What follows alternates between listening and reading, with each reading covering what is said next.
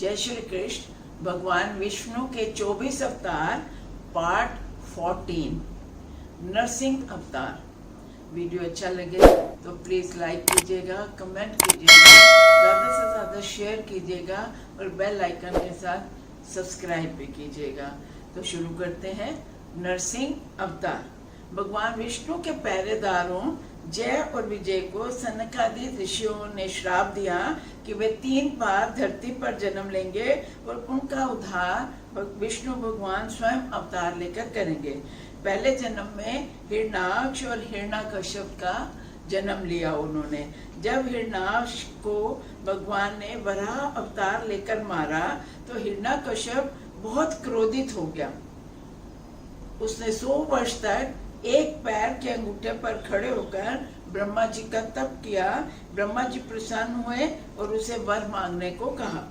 हिरण्याकश्यप बोला, जो आप दयालु होकर मुझे वरदान देने को कहते हो तो ऐसा वरदान दीजिए कि आपका उत्पन्न किया हुआ कोई जीव, जड़ व चेतन, देवता व दैत्य और मनुष्य आदि मुझे ना मार सके।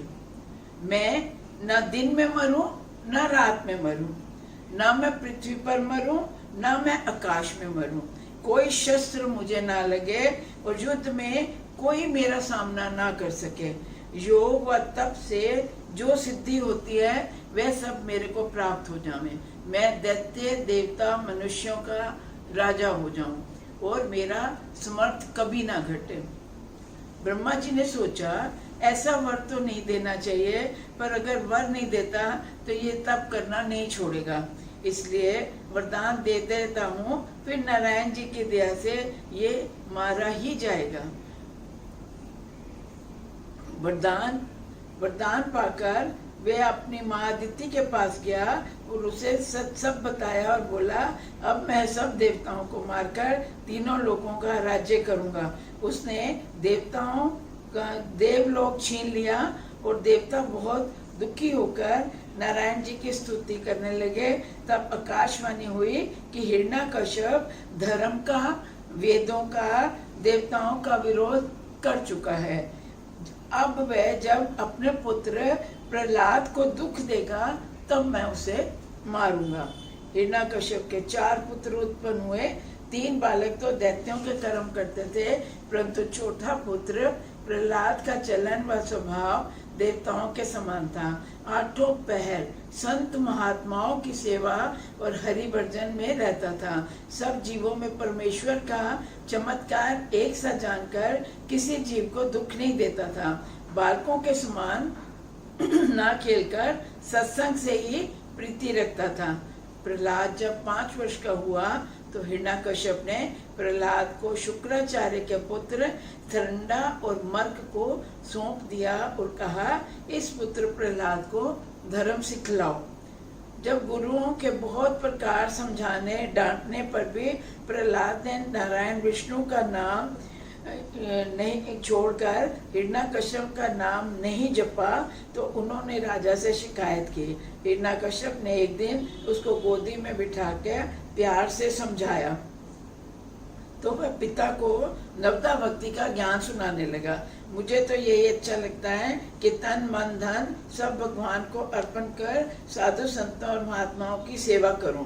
वह पाठशाला में भी सब बच्चों को इकट्ठा करके केवल नारायण का ही सिमरन करने को कहता रहता था। हिरण्याकश्यप ने बड़े क्रोध से कई दैत्यों को बुलाकर कहा, ऐसे पुत्र को जो मेरे शत्रु का नाम जप करे उसकी बड़ाई करता हूँ, उसकी बड़ाई करता हो उसे मारना ही उत्तम है, इसलिए इसको मार डालो। दैत्यों ने प्रहलाद को मारने के कई यत्न करे। एक बार प्रहलाद आंखें बंद करके अपना मन हरि चरणों में लगाए चुपचाप बैठा था। उसे खींचकर बाहर ले जाकर तलवार, तीर, त्रिशूल और गदा से मारने लगे, परंतु किसी शस्त्र का घाव प्रहलाद को नहीं लगा। दैत्यों ने प्रहलाद को पर्वत के ऊपर ले जाकर वहां से नीचे गिरा दिया, फिर भी उसे कोई चोट नहीं लगी। प्रहलाद की बुआ जिसको आग में ना जलने का वरदान प्राप्त था, उसकी गोदी में प्रहलाद को बिठाकर लकड़ियों के ढेर पर बिठाकर आग लगा दे। सब लकड़ियां और उसकी बुआ भी जल गई, पर प्रहलाद को कुछ नहीं हुआ। प्रहलाद ज्यों का त्यों नारायण जी के ध्यान में मगन बैठा रहा। हिरण्यकश्यप ने ये महिमा देखकर मन में कहा, बड़े आश्चर्य की बात है, प्रहलाद इतने उपाय करने पर भी नहीं मरता।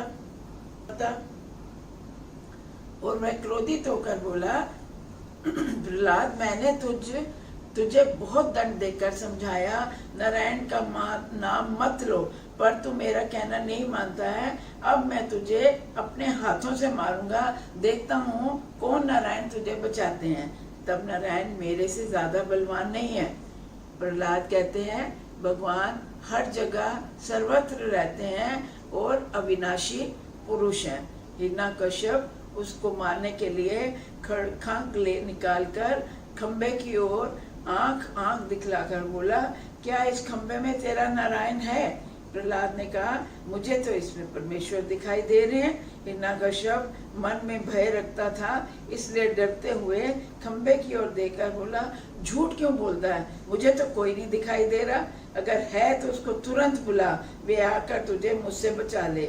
ये सुनकर प्रहलाद ने समरण ध्यान करके खंबे की ओर देखा।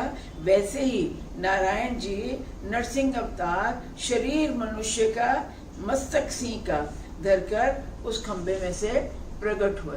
हिरण्यकश्यप उनका तेज देखकर बहुत घबरा गया। मन में कहने लगा, ये आश्चर्य रूप मैंने आज तक कभी नहीं देखा। ब्रह्मा जी का वरदान था कि वह मनुष्य, देवता, दैत्य, पशु से नहीं मरे। ये तो ना मनुष्य है ना पशु है। अब मैं ना रात को मरूं ना दिन को मरूं, सो ये तो संध्या का समय है।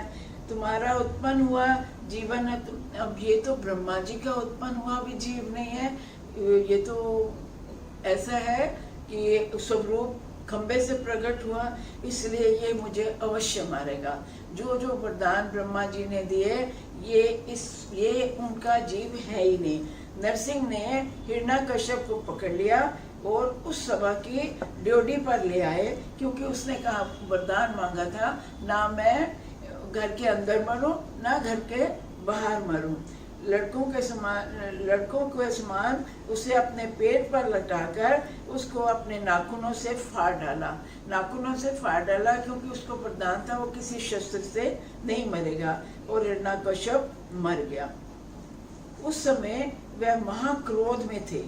नरसिंह भगवान महाक्रोध में थे। उनका क्रोध देखकर तीनों लोग कांप गए। ब्रह्मा जी, शिव जी, लक्ष्मी जी स्तुति पर भी जब उनका क्रोध शांत नहीं हुआ, तो सबने विचार करके कहा कि ये अवतार नारायण जी ने केवल प्रहलाद भगत के प्राण बचाने के लिए लिया था। उसी की विनती स्तुति करने से इनका क्रोध शांत होगा। प्रहलाद ने नरसिंह जी की स्तुति की करके उन्हें शांत किया और उनसे मन चाहे वरदान प्राप्त किए। जय श्री कृष्ण।